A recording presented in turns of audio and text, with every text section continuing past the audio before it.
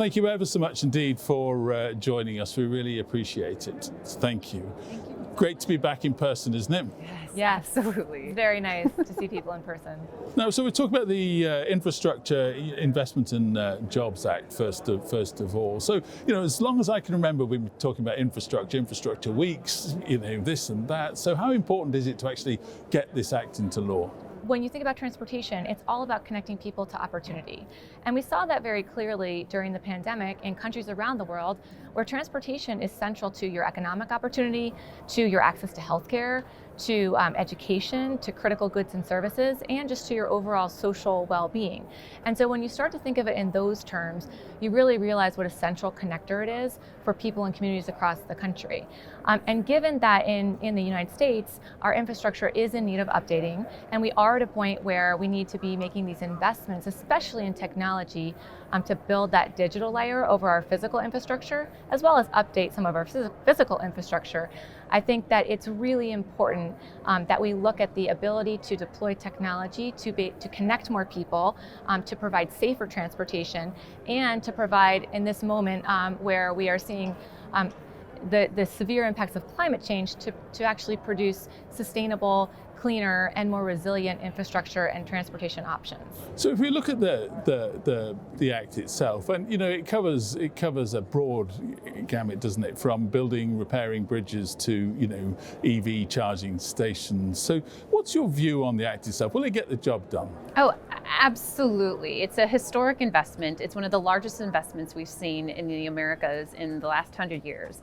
And there are opportunities in a wide variety of areas, including to advance safety technologies, sustainable technologies, and technologies that bring more access, as Laura noted, to more communities. And so that includes things like more cybersecurity measures to make sure that risk is mitigated in these new technologies and infrastructure changes. It's making sure we have research to promote vulnerable road user technologies, because as we've seen in America over the last year, the impacts to our most vulnerable Americans, including people who bike and walk and take different modes of transportation, are really impacted by some of the unsafe behaviors that we're seeing on our road systems. And we're also really excited to promote the ability to bring more connected vehicle and automated vehicle innovations, not just to urban centers, which really are innovators, but to more rural parts of America that still have yet to see some of these opportunities truly harnessed. So there's over $550 billion of new investment, which is a big number, and we should really celebrate this historic investment, because ITS and ITS America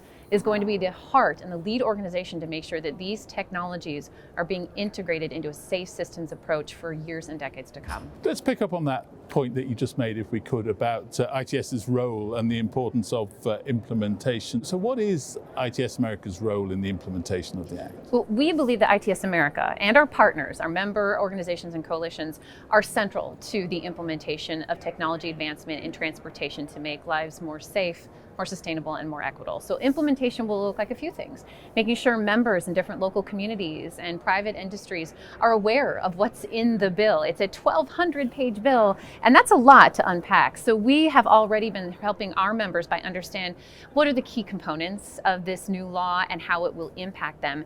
And that will include a wide variety of informational resources, from webinars and in-person events, as we hope in 2022, but really importantly, diving into the details through guidebooks, resource workshops, trainings, and other resources to make sure that state and local communities can learn what they can do to implement ITS technologies. And furthermore, for folks that might have already been deploying, what new resources can we provide them to make sure that they're really harnessing all the benefits from the Jobs Act, which the administration is now calling the bipartisan infrastructure law. Thank you both very much indeed for taking the time to talk to us today. Really appreciate it. It's been great to see you, and I hope the event goes very well. So thank you. Thank you.